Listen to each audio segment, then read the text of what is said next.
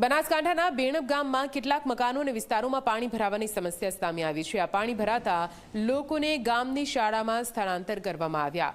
40થી વધારે લોકોને ખેતરોના ઘરોમાં સ્થળાંતર કરવામાં આવ્યા। અસરગ્રસ્ત રહેવા માટે અને ખાવાની વ્યવસ્થા પણ કરાઈ। હજુ પણ બેણબ ગામના ચારે બાજુ આવેલા મકાનોમાં પાણી ભરાયેલા છે।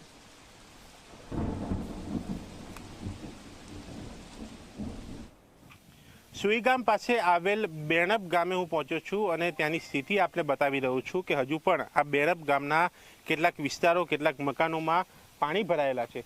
આ શાળા ઉપર હું ઊભો છું અને ત્યાંથી આ શાળાની પાછળના દ્રશ્યો કે જ્યાં આ મકાનોમાં પાણી ભરાયેલા છે, જ્યાંથી લોકો અન્ય જગ્યાઓ ઉપર રહેવા માટે જતા રહ્યા છે અને સાથે આ જે મકાનો છે તેની પાસે સામે ખુલ્લી જગ્યાઓ ખુલ્લા ખેતરો જે દેખાઈ રહ્યા છે ત્યાં પણ પાણી છે અને એ ખેતરોમાં આવેલા મકાનોના કેટલાક લોકોને આ શાળા જ્યાં હું ઊભો છું જ્યાંથી આ દ્રશ્યો આપણે બતાવી રહ્યો છું એ શાળામાં શિફ્ટ કરવામાં આવે છે। ત્યાં તેમને રહેવાની વ્યવસ્થા કરવામાં આવી છે અને એ સરકારી તંત્ર અહીંયા કામે લાગેલું છે લોકોની મદદ કરવા, પરંતુ આ હાલાકી આ સમસ્યા આ પાણી ભરાવાની એ હજુ પણ યથાવત છે। હજુ પણ જેટલા જોઈએ એટલા પાણી અહીંયા ઓસરા નથી અને લોકોને હાલાકી પડી રહી છે। આ બેણબ ગામના કેટલાક લોકો આપણી સાથે છે, તેમની સાથે વાત કરીશું। કાકા, તમારું મકાન અહીંયા છે, કેટલું પાણી ભરાયું છે? ત્યાં પાણી ગુડે ગુડે ભરાણું। તો શું તકલીફ પડે છે અહીંયા? ડોંગળી બગડી ગઈ 1.5 લાખની અને મકાનને તાળા પડ્યા। તો અત્યારે ક્યાં રહો છો તમે? અત્યારે અહીંયા વાડી કને। વાડી એટલે બીજી જગ્યાએ? બીજી જગ્યાએ। તો સરકારી તંત્રને શું કહેશો? સરકારને બસ આવી કહેશો। કાકા, શું તકલીફ પડે છે? અમને સાહેબ પાણી વાડીમાં ભરાયું છે। અમારે નીકળવાનો આશરો નહોતો। ગામના આચાર્ય સાહેબે અને સરપંચ સાહેબે અમને ખૂબ અનાદારમાં ટેકો કર્યો। અહીંયાથી અમે આ નહેરમાં લાવ્યા છે। આ પ્રમાણે અમારે કરવાનું। કેટલા લોકોને અહીંયા લાવ્યા છે? અમારે હાવની તો 40 ગણો 40 કરો। શું તમે શું કહેવા માંગો છો? સાહેબ, અમારું ઘર છે પાણીમાં જ છે હાલ અને દર સાલ પાણી આવે છે એમ, એટલે મતલબ પાણી આવે પણ અમારે કોઈ રસ્તાની વ્યવસ્થા કે નથી, કોઈ કરતું નથી એમ। દર સાલ આ જ પરિસ્થિતિ હોય છે અમારી અને જ્યારે જો વધારે અડધી રાતે આવવું પડે છે એમ। આ બધા બાળકો રાતે અડધી રાતે આવવું પડ્યું તો ગામના લોકો ત્રણ બહાર કાઢ્યા અમને। ખાવાની એની વ્યવસ્થા શું છે? ખાવા પીવાનું ગામમાંથી આવે છે, બીજું કોઈ સહાય મળી નથી મને।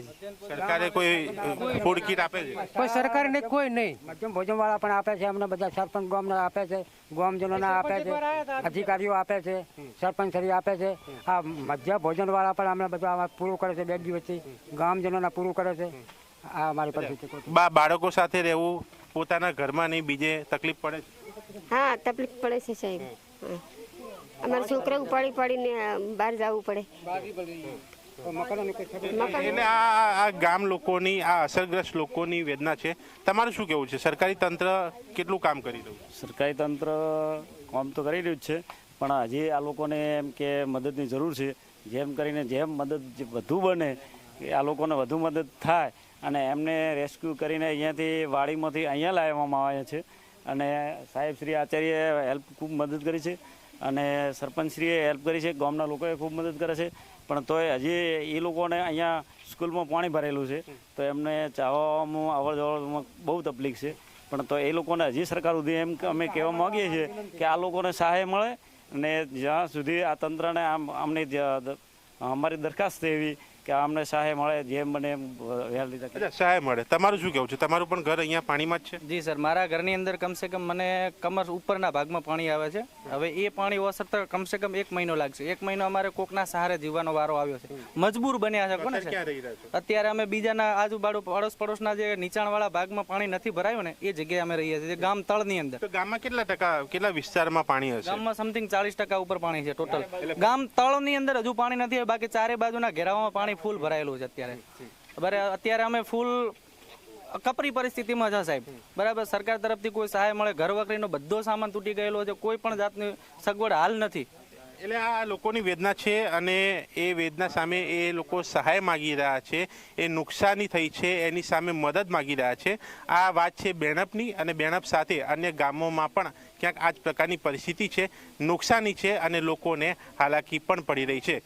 કેમેરામેન તુષાર શાહ સાથે દર્શક રાવળ, ઝી મીડિયા, સુઈગામ।